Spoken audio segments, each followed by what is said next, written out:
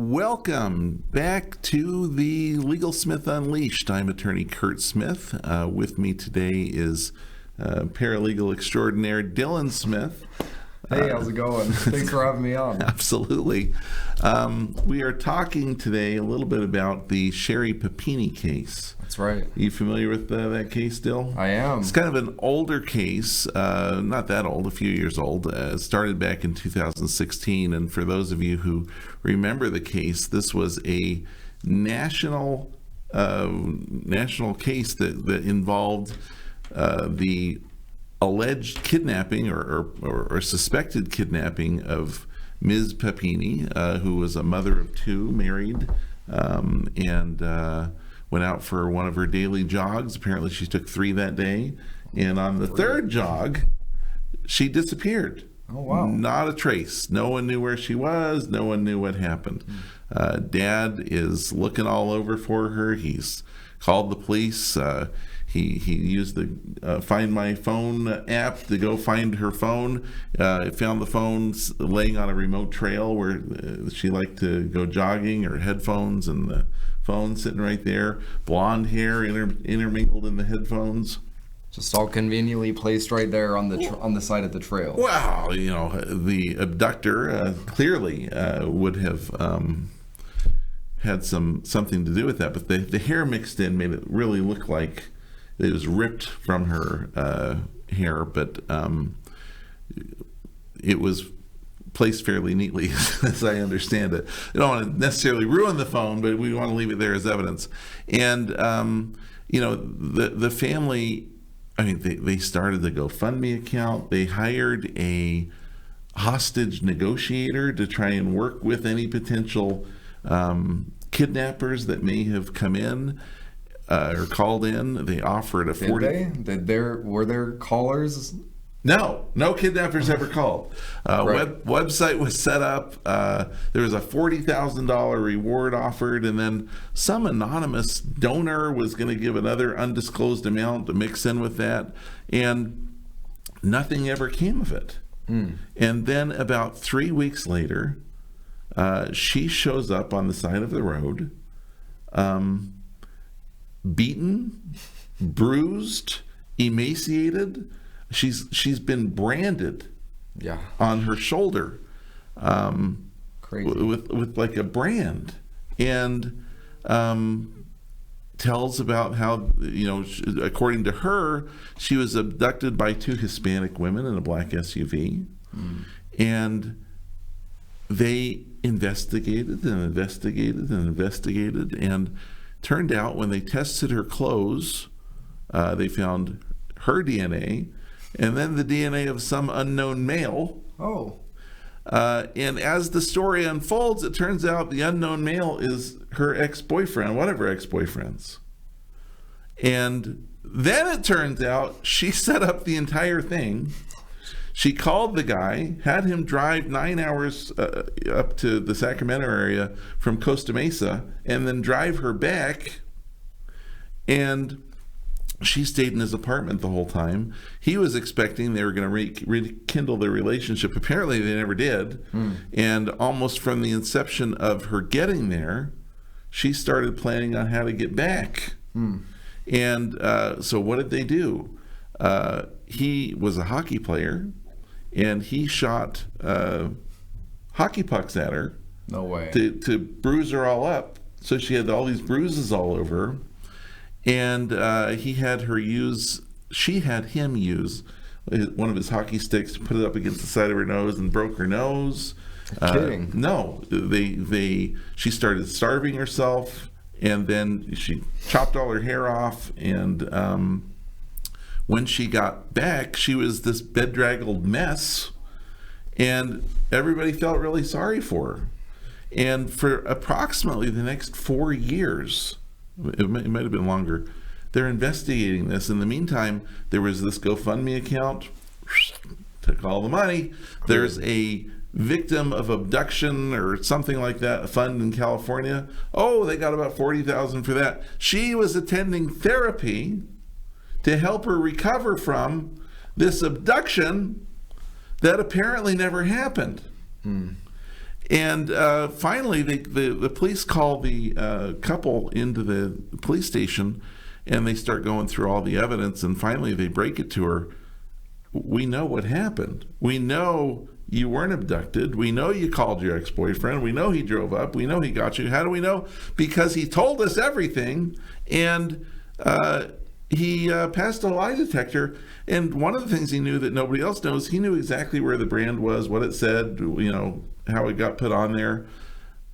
Holy cow. This was crazy. An absolutely crazy story. And as a result, the husband decides she's not okay.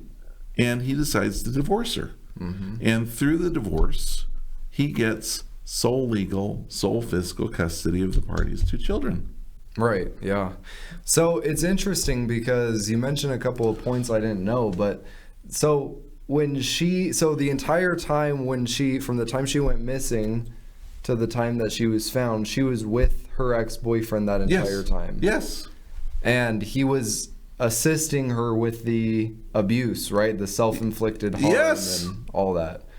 That's crazy. I thought so. Anyways, I didn't. So did he get charged as well with? No, because he admitted to it. And he said, "Look, he might have been charged. I actually don't know if he was charged or not, because that's not the focus of what I want to talk about today." But right.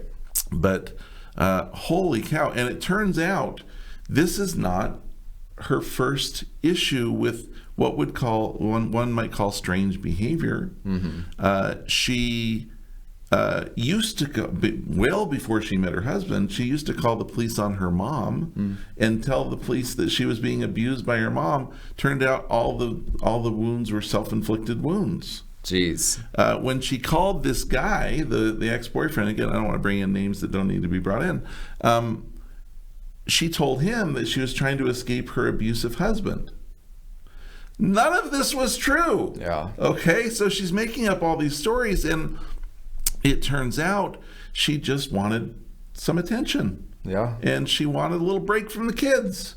Husband got home from work on the day of the abduction and realized she's not there. She hadn't gone to the preschool to pick up the kids. She just vanished. And again, certainly meets the terms of an abduction, what one might expect, because of course we're not going to pick up the kids before we're abducted. Right. But by the same token, what kind of mom does that kind of stuff? Well, it's one of those moms that you don't think are out there, right? But unfortunately, for other men in the community, I guess, right? Right. Because we're the good guys. Look, let's be honest. Not we're the just good guys. men. I mean, men and women. But how many cases have you had that are a less exaggerated form of this exact same thing, right? 2 people get divorced. They have kids. They have whatever, and they both want custody. Mm-hmm. And unfortunately, not every parent is a stable human being, right? Absolutely. Yeah. It's bizarre. Okay, now she wasn't looking for a divorce. She was looking for an escape and attention and the whole 9 yards. Sure. But you bring up a good point, because as we're going through these issues, we do a lot of family law and divorces, child custody cases, that kind of stuff. And look, it's not uncommon. People come in, they have consultations, and if you have to, if I had to, put down what the norm is, right? What the usual thing is. Guys, or let's start with the women. Women come in and they say, you got to help me get away from my husband, because you'll never guess why. He is what? An abuser. He's an abuser. And the more current term right now is he's a narcissist. Okay. Oh, yes. It's always a narcissist. Every okay? time. Every single man in Las Vegas getting a divorce right now is narcissistic. I don't know if you knew that. It's every man. I'm not just in Las Vegas. That is the classic TikTok therapy jargon, right? Narcissist. Absolutely. Now, when the guys come in, what do they say?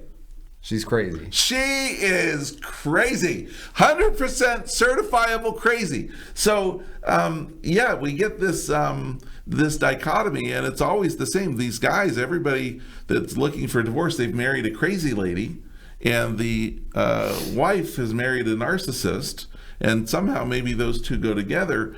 But realistically speaking, as you get to talking to the husbands a little bit deeper, the crazy part about this girl, she doesn't want to be with him anymore. Well, that was what it was all about, right? Right. Look, I mean, all crimes come down to crimes of family law, right? I think because you're probably from the very right. beginning, what caused her to snap? Now, you brought up she had a history of doing this. She accused her mom of abusing her. I didn't know about that, but she didn't want to be with this guy anymore. Listen, she wanted a way out. Let me she says stop. That's two why Hispanic I'm the attorney. women. I'm the attorney. You didn't know. I'm the attorney. That's why I knew. But two Hispanic women kidnapped me. Right. And I'm the victim. She is the victim of crime, and she actually made about $130,000 off of this crime based on all the monies that rolled in. And did she get money from some sort of a witness protection or some similar government? Yeah, like I a believe, victims of abuse. Yeah. Yeah. Total. That's crazy. Holy Total scammer. Cow. Total scammer. And so the husband, when he finds out, he files for divorce, as well he should. He got sole legal, sole physical custody of the children. And that's where we are now. Okay, he's got sole legal, sole physical custody of the children. And if you ask me, he's stupid. Okay, he has sole legal, sole physical custody of the children. But while that is certainly appropriate, there is something that might be a little bit more appropriate. Termination of parental rights. Okay. Sure. Now listen, this is a woman with long-standing psychological issues that keep manifesting over and over again. And whereas husband filed and got sole legal, sole physical custody, I don't know if are you aware of any current goings on in the case? Well, I know that they just had a hearing actually this month. Did you hear about that? Oh, I did. Yeah. What'd you hear? Well, what I heard was she filed for a modification of custody. Right? She wants the kids back. And guess what her reason is? Dad's crazy. Dad's dangerous. Oh, he's a danger. Dad's dangerous. He's a danger to the children. In what way did she say? Of course, their psychological well-being. Okay. Right? Because I don't know if everybody listening was aware, but there's this docu-series that just came out on Hulu. Okay. And it's a story of the case. Hulu. But Hulu is telling it from Dad's perspective, from the ex-husband. And so she's all up in arms saying, we've got to protect the kids from seeing this docu-series. Whatever happens, don't let the kids watch that. How come? Well, because that would bring up old wounds in the children's past, is her argument. Okay. But I find it funny because she's claiming that Dad is a danger to the children because he's the only way, right? That the children could come in contact with the Hulu produced docu-series about the crime committed by mom. By her. By mom, right. Her own crimes. And these kids, how old are these kids now? Do we know? I don't know. They've got to be older because she was abducted in 2016. Allegedly. Wow. She was abducted in 2016. And now it's 2025, so at least 9 years old. These have got to be older teenagers at this point. Totally. And is there any way teenagers could stumble across the fact that their mom did all these weird things? I mean, do they have any friends? No. Do they ever leave the house? Never. Are they on sports teams? Do they have slumber parties? Spend the night at people's... Maybe that's an old term. Slumber party. Maybe they spend the night at a friend's. And guess what the friend's going to do? Hey, want to see this thing about your mom? cow. That's assuming they don't already know, right? Assuming they don't already know. But right. of course they know. Of course they know. They're Well, teenagers. how would they probably not know? remember. Yeah, well, they got to remember that she was missing, but And they- at some point, one might question, right? Why do I only get to see my mom on a supervised basis once a month? It's absolutely crazy. Yeah. Speaking of crazy.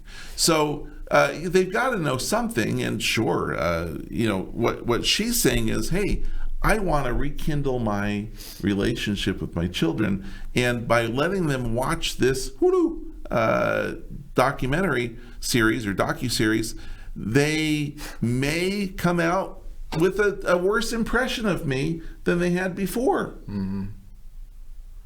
I don't know if that's possible. I don't know. Maybe.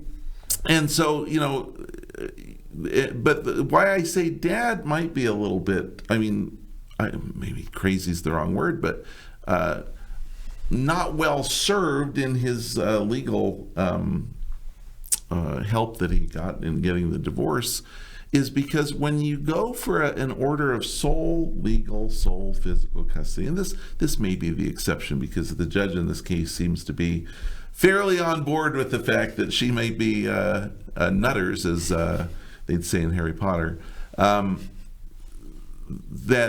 he's not letting her back around these kids anytime soon. But that's not always the case. Mm-hmm. I get an order for sole physical custody a couple of years later. I'm coming back saying, hey, it's time to modify. Maybe you've got the same judge, maybe you don't, right? And one thing that I've learned through the almost 20 years of doing this, right, is that when you get a new judge on the case, a lot of times they're thinking, oh, that old judge, clearly they didn't know what they were doing, right? It's my decision that's the good decision. So as come in here and clean this mess up that this buffoon made. The one I beat in the election, right? Right. I'm going to come in, and now I'm coming in, and they said, look at this beautiful girl who's coming in and saying, oh, I'd like custody of my children back, and she's accusing dad of all kinds of horrific things. What is she? What? Yeah, every time, right? It was, yeah. They always come up with something. They have a lot of easy point the finger at this. It's a big mess, right? And all I have to do, look at, he was late for work 6 times. Whew. The kids missed school 3 times. I'm not sure what was going on there. There was an unexplained scratch when I saw them in my supervised visitation, and I don't know what to do. So, obviously we need to modify custody to, let's start with joint physical custody, but maybe I should have primary custody. Me, the abuser, right? Me, yeah. the person who kind of went nuts on their spouse or children or whatever caused me to have this supervised visitation. So when you go for an order of sole physical custody, that order is modifiable up until the children are 18 years old. And there's always going to be this wiggle room, right? Mm-hmm. And, a new judge, you get the right judge, and, you get the, Suzanne Summers looking mom who comes in and says, hey, bats her eyebrows and wears a low-cut shirt and says, let me change custody. And you might get the judge that's going to do it. Right. So what do you do? How are you supposed to... Is there any way, right? Because there's so many times where, not everybody's a Sherri Papini, right? Right. But Sherri Papini's coming back and she's saying, hey, I want custody. How is dad supposed to, rather than roll the dice with giving her these chances to get a new judge, or, what's he supposed to do? Well, not everybody's a Sherri Papini. Papini. Not everybody's had a Sherri Papini. I haven't. But lucky me. But you've got to look at the facts of the case. And so I think the appropriate thing for dad at the time of the divorce was divorce, sole physical custody, supervised visitation. But if you know what you know in this situation, you file for a termination of parental rights. Now, there's once you get that termination of parental rights, there's no coming back from that, okay? Once that's done, it's done. And, in this case, in the Papini case, Dad had every right to do that, and he didn't. And as a wise judge once told me, and I found it true every time, in a family law case, timing is everything, okay? So what may have been appropriate 4 years ago when we went and did this, now I go back and I do this petition for termination of parental rights, and the judges are saying, well, it's been 4 years. She hasn't self-abducted in all that time. I haven't seen any hockey bruises. I haven't seen her emaciate herself down to 83 pounds. I haven't seen her run off with some mystery boyfriend and claim it was a Hispanic woman. Maybe things are better. Maybe we ought to give her a chance, right? And so we come back with these, and to their credit, I mean, the judges just want to see what's happening, and if nothing's happened, maybe a deviation is appropriate, maybe a change is appropriate, right? And so you always run that risk. So when you stumble across a situation where somebody has clearly exhibited a propensity to violence, right? I can't help but beat the hell out of my spouse or my kids. When you come across somebody who maybe not has gone to EDC and had a little taste of the finer life as one might have over at EDC, but has a major drug issue, right? When you come across somebody who has long-standing issues of mental health, or when you come across somebody who, for example, in this case, the children, well, it happens a lot more in other cases, where the children haven't even seen this party in 10 plus years. And now the party's coming back going, hey, here's a 14-year-old. I'd like to have joint physical custody. Please send them to me in the summer in Kennebunkport, Maine. And the kid's going, send me to who? Yeah. I don't know who this person is. I don't want to go see this guy or girl. And the judge is like, well, they're entitled to a relationship, right? Right? On paper. No, you're not entitled to a relationship, okay? You're entitled to have your parental rights terminated. And those who know really ought to be moving for this more, because what we're looking at in every case where we talk about these types of dangers is it's not a punishment for mom, right? It's a protection for the children. Sure. That's what we're looking for. Can we trust mom in an unsupervised capacity in this particular situation? No. Why? Well, because she might disappear. Well, right, and this time with the kids, right? Yeah. Or she may do harm to the children. I mean, she's obviously not averse to self-harm. She may do harm to the children. And all of a sudden, and now she's making up elaborate stories. What happened? Oh, it was the one-armed man, right? He obviously came in, or these Mexican ladies that really were the true abductors came back, and then they killed the kids or one of the kids, and who knows what's going to happen, right? And as a parent, I don't want to take that chance. No, it's not worth it. And so there are mechanisms in the law that allow a good parent to step forward and say, listen, I appreciate the sole legal, sole physical custody, but I've got to live with this for the next 16 plus years. The answer to can I come back, or can this other party ever come back, is no. If that's where we are, take the next step. Yeah. Because you're only jeopardizing these children. It's a horrible, horrible thing.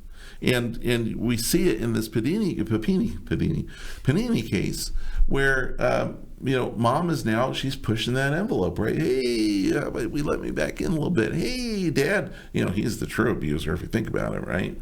And the reality is it wasn't the case in that case. It's not the case in a lot of cases, whether it's the mom or the dad. And, as parents, we need to protect the children, but there's a lot of attorneys out there that really just shy away from that termination. Oh, I don't want to terminate. That's so mean. It's the death sentence. Well, that's what they say, right? A termination of parental rights is a civil death penalty. Okay, great. But maybe we deserve a civil death penalty if there's even a slight chance. Look, I had a case one time, okay? Mom versus dad. Now, the reality is dad was not the best guy in the world, okay? Dad had kind of a meth problem, okay? Not a good problem to have. No, but he also had custody of the children that was given to him by Child Protective Services. Now, I don't know if they knew quite the meth problem that he had, but he was a much better alternative than the mom in this case, okay? Now, the mom, she got in trouble with CPS. Oh, some little things happened. She would constantly get in fistfights with either dad or her mom, maternal grandma, right? And then there was a situation, several situations, one of them where she was caught trying to throw the child off the balcony of the home. You know, kind of pulled a Michael Jackson, where we have the little baby that we're holding over the balcony. And another time where with the other child, she decided that the child was being a little bit naughty, and she took the child and placed her hands around the child's neck and squeezed while this child is sitting there gasping for breath, staring at the one person or one of the two people who's supposed to be there to protect him, and wondering why this is going to happen. There is no child that should have to go through that a second time. Now, CPS gave the kids to dad, which dad thought was the end of the story, but it's not. Because when CPS does this type of an order, Child Protective Services gives this kind of an order, the expectation is that the parent is then going to go to the custody court and say, hey, you know, now I need to go to the next step. And this guy didn't, until mom comes back and goes, hey, you know, in my Child Protective Services case, they wanted me to take a drug treatment program. So I did. They wanted me to take a anger management class. So I did. They wanted me to go through some counseling. So I did. And now I'm cured. Is she cured? No, she's still getting called into the police station. She's still getting charges for assault against her mom or other people, and but she's back.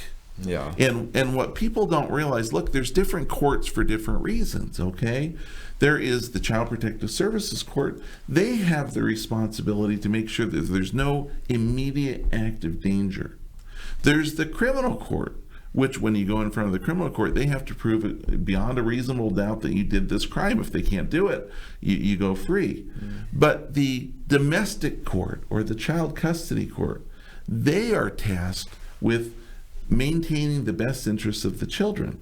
And they have wide discretion as to what they can do with regard to protecting these kids, protecting them from this type of abuse.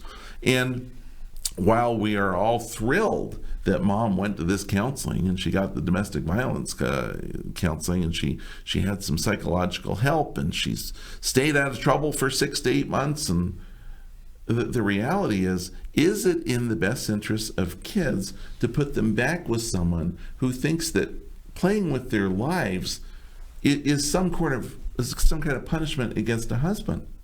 No. It's not good today, and it wasn't good at the time, and it won't be good in the future. And if we want to protect the kids from that type of scenario, we file for termination. Not sole legal, sole physical custody. I can come back from that. Yeah. I've taken parents back from that. Mm-hmm. But, you know, where things get so severe, you've got to take that next step. If you don't take that next step, you are damning your kids to a life of, and perhaps a decision of what may end up being a well-meaning judge, because nothing's happened in X amount of time. And doesn't every parent deserve a chance? No. Every fit parent deserves a chance. Every child deserves to be safe. Every child deserves to be protected. And if once you cross that line, you shouldn't be coming back. So look, we're coming up on the end of the show, but to anyone out there watching, if you need these types of legal services, whether it be child custody, joint custody, primary custody, sole custody, or whether we need petition for termination of parental rights, give us a call at the office, 702-410-5001. And don't forget to like, share, and subscribe if you liked what you saw here today. And we'll see you next time on The Legal Smith Unleashed. Thanks for having me.